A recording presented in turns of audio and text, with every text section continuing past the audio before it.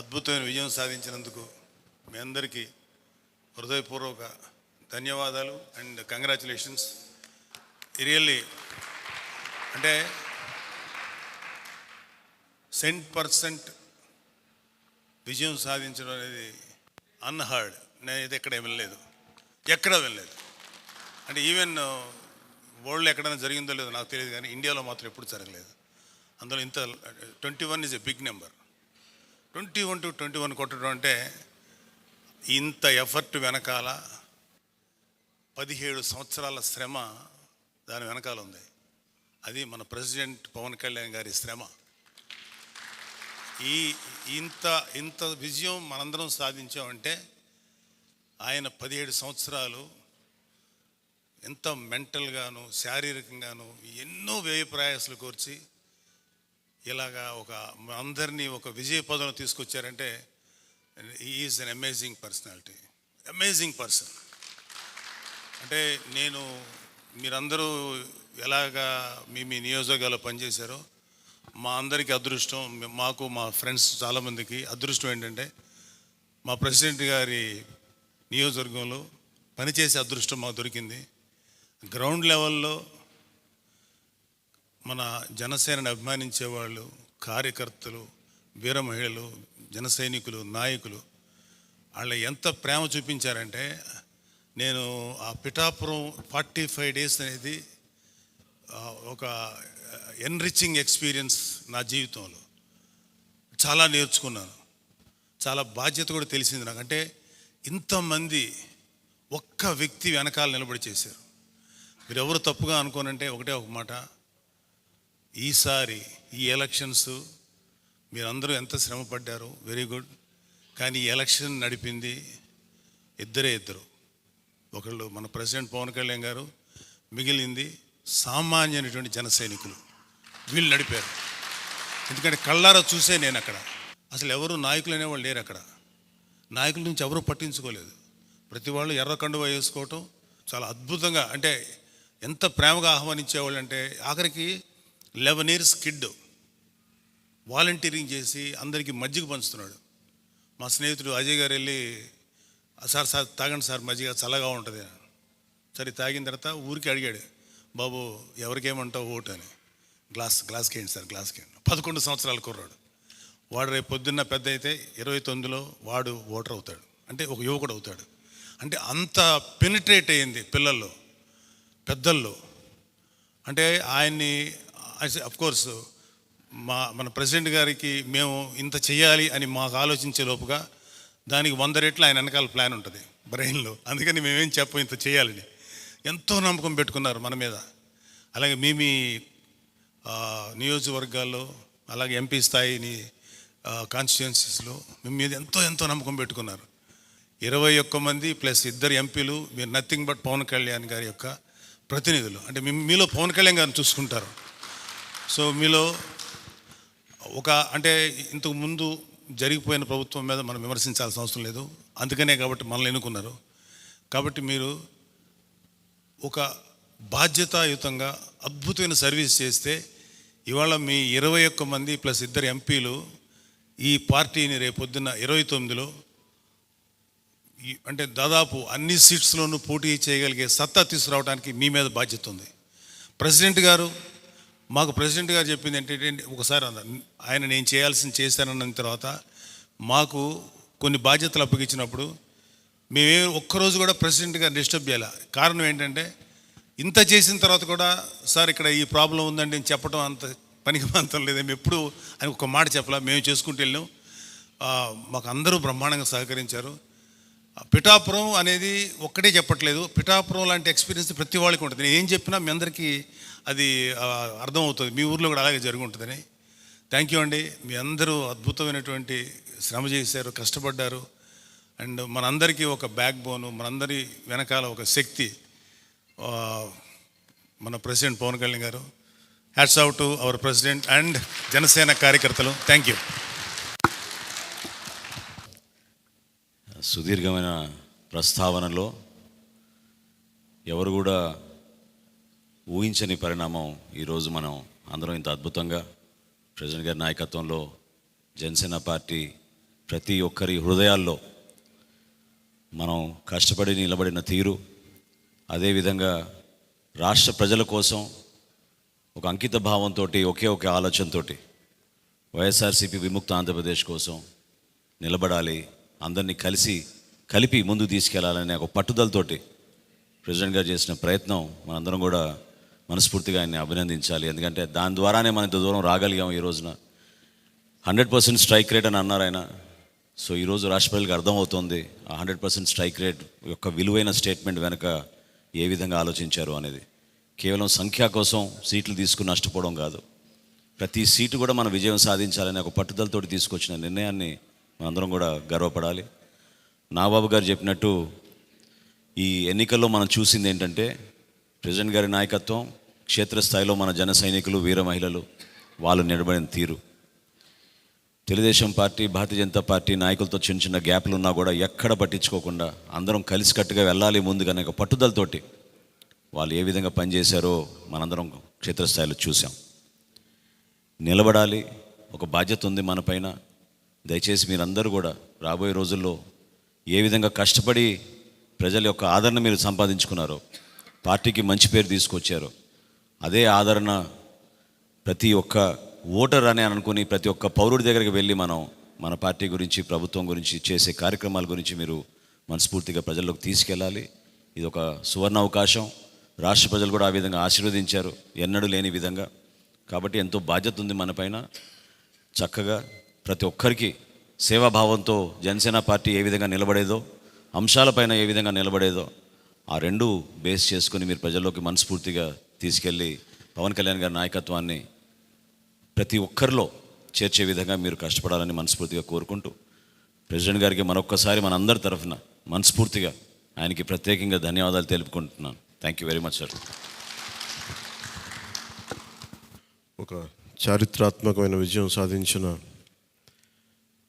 ప్రజలు ఇచ్చిన అద్భుతమైన తీర్పు, దాంట్లో మనం భాగస్వామ్యం అయ్యాం దాంట్లో. సో మీ అందరూ అద్భుతమైన మెజారిటీతోటి, బలమైన మెజారిటీలతోటి మన 21 స్థానాలు పోటీ చేస్తే 21 స్థానాలు అద్భుతంగా గెలిచాం. 2 పార్లమెంట్ నియోజకవర్గాలు గెలిచాం. భారతదేశంలో ఎప్పుడు కూడా తీసుకున్న అన్ని సీట్లు, పోటీ చేసిన అన్ని సీట్లు గెలవటం అనేది చాలా చాలా రేరెస్ట్ రేర్. ఇప్పుడు దాకా జరిగిందో లేదో కూడా తెలియలేదు. బట్ కంటెంపరీ టైమ్స్ అన్ని చేసిన వాళ్ళందరూ కూడా ఏం చేస్తారు, రీసెర్చ్ చేసిన వాళ్ళందరూ చెప్తారు ఫస్ట్ టైం ఇన్ ఇండియా అని. సో మీ అందరికీ జనసేన సైనికుల తరపున, వీర మహిళల తరపున, పార్టీ పోటీ చేయని పార్టీ నాయకులందరి తరపున, మా అందరి ఆశీస్సు మీరు తీసుకెళ్తున్నారు ముందుకు రేపోతాను. అంటే మీరు ఒక్కళ్ళే వెళ్ళట్లేదు అసెంబ్లీకి. వెనక జనసేనకు నిలబడ్డ ప్రతి ఒక్క నాయకులు, పోటీ చేయని నాయకులందరూ కూడా, రక్తం ధారబోసిన జన సైనికులు, అసలు అలుపెరకు ఇంట్లో నుంచి బయటికి రాని వీర మహిళలు, అసలు మామూలుగా ఇంట్లో నుంచి బయటికి రా, అలాంటి వాళ్ళు బయటకు వచ్చి మరి తిరిగారు మనకి. సో వారందరూ ఆశయాలు మీరు ముందుకు తీసుకెళ్తారు. మన పార్టీ నాయకులు, జన సైనికులు, వీర మహిళలు మన మద్దతుదారులు కాకుండా 5 కోట్ల మంది ప్రజల ఆకాంక్షల్ని మీరు అసెంబ్లీలోకి తీసుకెళ్తాను. మీరు దాంట్లో నేను కూడా భాగస్వామ్యం అయినందుకు మనస్ఫూర్తిగా నేను ధన్యవాదాలు తెలియజేస్తాను. ఒక చిన్నపాటి ఒక మార్పు జరగాలి, ఒకటి సాధించాలంటే ఎంతమంది పని చేస్తే తప్ప ఒక చిన్నపాటి మార్పు రాదు. అలాంటిది ఒక కీలక 5 కోట్ల మంది ప్రజలకు సంబంధించిన భవిష్యత్తు. ఈరోజు జనసేన విజయం, టీడీపీ విజయం, భారతీయ జనతా పార్టీ విజయం ఏ స్థాయికి వెళ్ళిపోయింది అంటే, కేంద్ర ప్రభుత్వం అధికారంలో కూడా చాలా కీలకమైన ఒక, అంటే ఈరోజు మన అందరం కష్టపడింది, ప్రజలందరూ మనకి నమ్మకం పెట్టి మనం నిలబడి ఉంచింది, ఇది మర్చిపోలేదు. ఇప్పుడు దాకా పొలిటికల్ ప్రాసెస్లో గత 10 దశాబ్ద కాలంలో మన ముఖ్యంగా లాస్ట్ అర దశాబ్దం కాలంలో ఏ స్థాయిలో ఉంది చూసాం. మనం ఒక కొత్త ప్రెసిడెంట్ ఇవ్వాలి పాలిటిక్స్కి. వ్యక్తిగత దోషం లేని, వ్యక్తిగత క్యారెక్టర్ని అసాసినేట్ చేయని పాలిటిక్స్. ఈ మార్పు ఏదో రావాలి. ఎందుకంటే టీవీల్లో సినిమాలకి సెన్సార్ ఉంటుంది, టీవీలకి సెన్సార్ ఉండదు. సినిమాలు ఎవరన్నా కూర్చోబెట్టి ఏదైనా మాట్లాడితే, మన ఈవెన్ అసెంబ్లీలో మాట్లాడితే రికార్డు నుంచి తొలగిస్తారు. నాయకులు బయటకు వచ్చి మాట్లాడితే రికార్డు నుంచి తొలగించలేదు. చిన్నపిల్లలు ఉంటారు, కుటుంబాలు ఉంటాయి అని చోట మర్చిపోతాం మనం.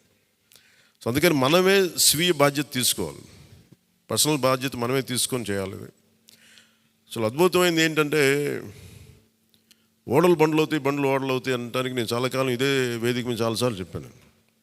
అంటే ఇది మనం నిన్న సభలో కూడా మాట్లాడమని చెప్తా ఉంటే, ఇది మనం ఇళ్ళకి కానీ పండగ కాదు, పండగ చేసుకునే సంబరాలు చేసుకునే సమయం కాదు, చాలా బాధ్యతగా ఉండే సమయం. ప్రజలు చాలా చాలా ఎక్కడెక్కడి నుంచో, మారుమూల నుంచి, ఎక్కడ యుఎస్ఏ నుంచి వచ్చి కూడా ప్రాణాలు కోల్పోయి, అసలు రాత్రనక పగలనక తిండి తినక ఒక్కొక్కరు పనిచేసిన విధానం ఇవన్నీ కదిలించేసినాయి. సహజంగా విజయం రాగానే అందరికీ ఏముంటుందంటే ఒక అతిశయం వచ్చేస్తుంది. అలాంటి అతిశయం మన ఎవరికి, నాకు లేదు, దయచేసి మీరు ఎవరు పెట్టుకోకుండా, నా రిక్వెస్ట్ ఇది ఒకనమాట. ఎందుకంటే మనందరికీ ఇది వచ్చేస్తుంది, అది నేను కాదనట్లేదు. కానీ దాన్ని అధిగమించి ఎదిగే కొద్దీ ఒదిగి ఉండాలి అనేది మనం నిలబడి చూపిద్దాం, పాటించి చూపిద్దాం. ఎందుకంటే నిజంగా జనం అలసిపోయారు. ఒక కొత్త తరహా రాజకీయం చూద్దాం, పాత విలువలతో కూడిన రాజకీయం చూద్దాం. అది మనం చేసి చూపించాలి, ఆ దారి వెంట నడిచి చూపించాలి. జనసేన ఆ రోజు నేను మాట్లాడితే, అంటే ఇది భగవంతుడు కరుణించాలి, ఇదేదో నేను పెట్టిన వ్యూహమో గొప్పతనమో నేను చెప్పట్లేదు. కానీ భగవంతుడి కరుణ, తల్లి కరుణ, ప్రజల ఆశీస్సులు, మద్దతు 2019లో ఒక్క సీటు కూడా ఉన్నది అటు ఇటు కాని పరిస్థితులు ఈ రోజున జనసేన ప్రధాన ప్రతిపక్షంగా అసెంబ్లీలోకి అడుగు పెట్టబోతుంది. మీ అందరికీ దానికి సంబంధించి ప్రత్యేకించి శుభాకాంక్షలు.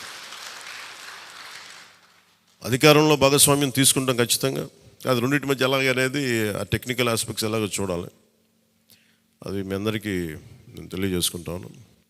అలాగే కేంద్రంలో కూడా మన ఆంధ్రప్రదేశ్కి కావాల్సింది చాలా కీలకమైన మనం పరిణామాలు చోటు చేసుకున్నాయి. కాబట్టి ఆంధ్రప్రదేశ్ ప్రతి ఎంపీ చాలా బాధ్యత ఉంది.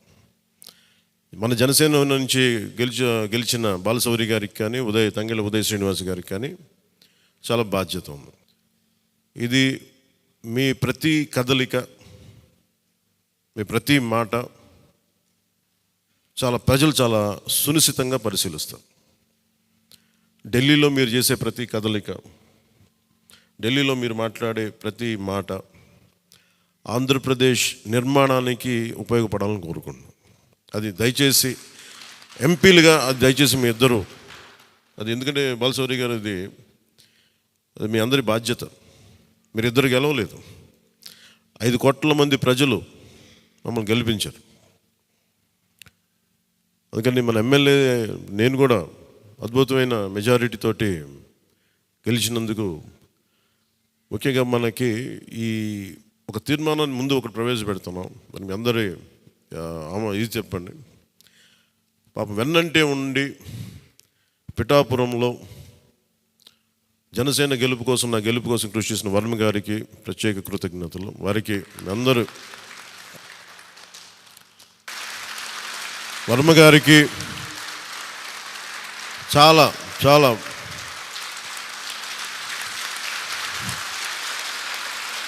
వర్మ గారా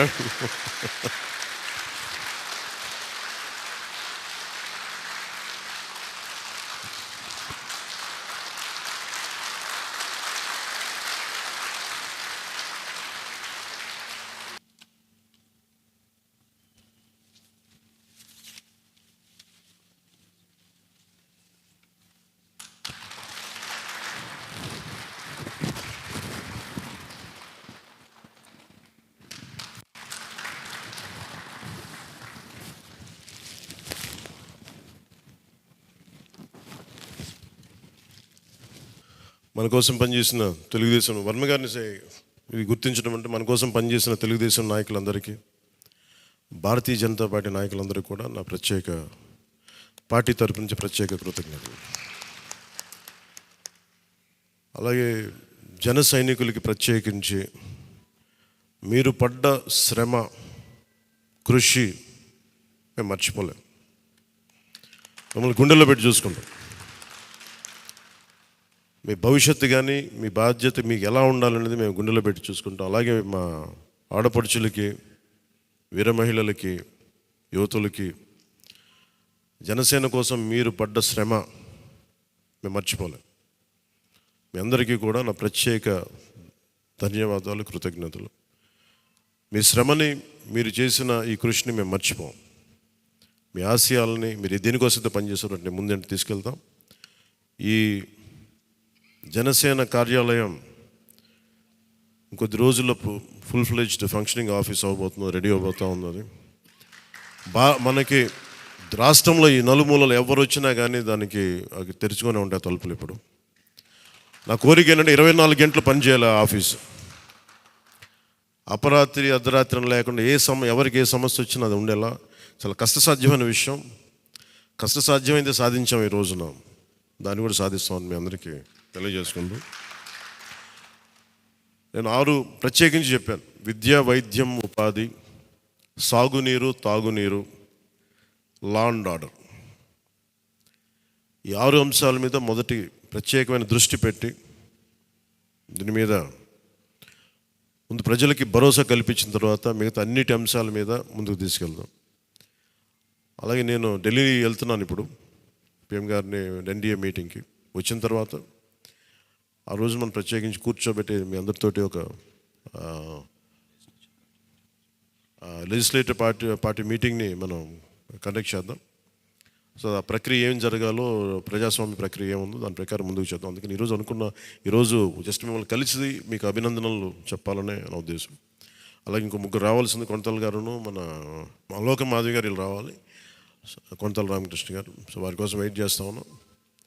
వాళ్ళు దారిలో ఉన్నారని చెప్తాను. వారికి నేను వెళ్ళిపోయేలోపు వాళ్ళు వస్తే సంతోషం. లేదంటే నాబాబు గారు వారికి నా అభినందనలు తెలియజేయండి మీరు. ఇది చాలా కీలకమైన మనకి బాధ్యత.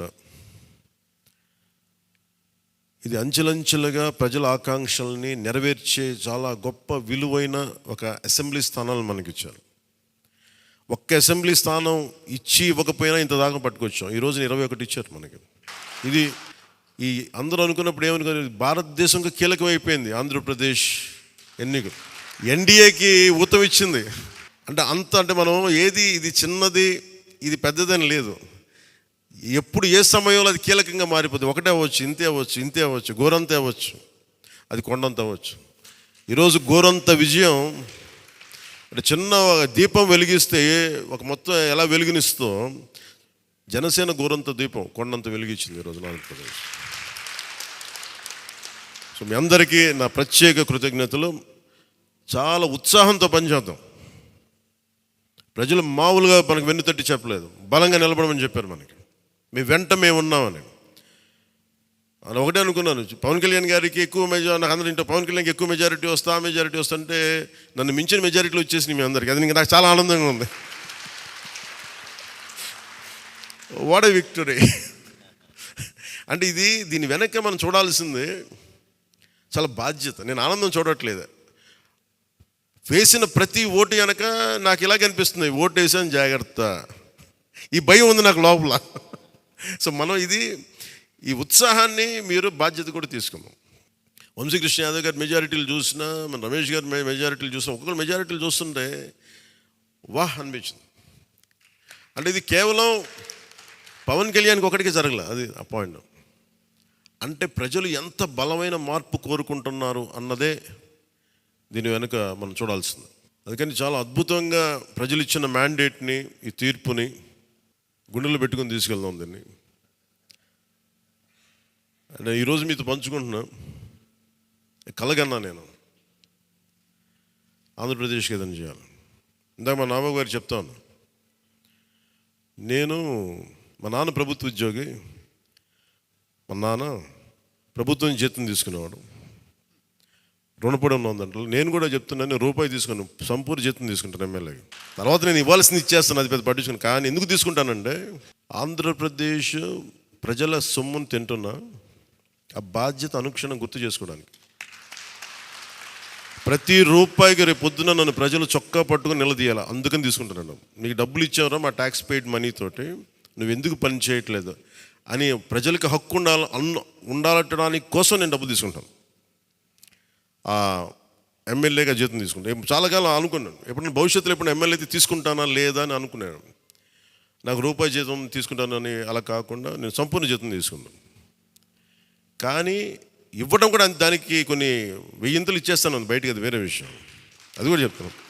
కాకపోతే ఎందుకు జీతం అంటే మనం ఎందుకు తీసుకుంటాం అని నేను ఎందుకు చేస్తున్నాను అంటే, ఈ డబ్బు ప్రజల కష్టం నుంచి, రక్తం, చెమట, స్వేదం నుంచి వచ్చింది. అది ఆ డబ్బు ముట్టుకున్నప్పుడు నాకు బాధ్యత గుర్తు రావాలి. అందుకని నేను అది కూడా నిర్ణయం తీసుకున్నాను. సో మీ అందరికీ కూడా నా ప్రత్యేక ధన్యవాదాలు. మనందరం కూడా జవాబుదారీతనం ప్రభుత్వం ఎలా ఉంటుందో చూపిద్దాం. నిజమైన లా మేకర్, చట్టాలను చేసేవాడు. We are all law makers.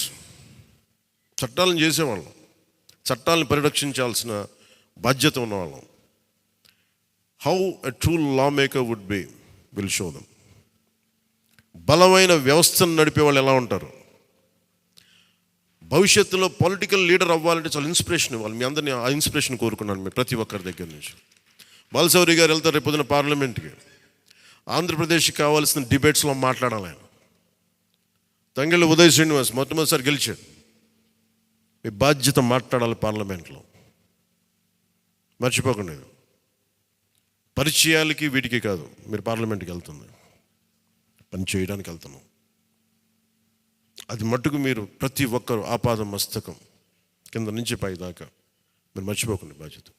So అందుకే మీ అందరికీ నా ప్రత్యేక ధన్యవాదాలు తెలియజేసుకుంటే, మా నాయకులందరికీ ఇప్పుడు నాకు ఢిల్లీ వెళ్ళాల్సిన సమయం వచ్చింది, ఎన్డీఏ మీటింగ్ ఉంది. సో మీ అందరి ఆశీస్సులు తీసుకెళ్తాను, మీ అందరి నమస్కారాలు తెలియజేస్తాను. సో నేను రాగానే మళ్ళీ వచ్చి కలుద్దాం. అవినీతి కోటలు బద్దలు కొట్టాం. సరైన బలమైన పునాదులతో ఉన్న ఆంధ్రప్రదేశ్ అనే ఒక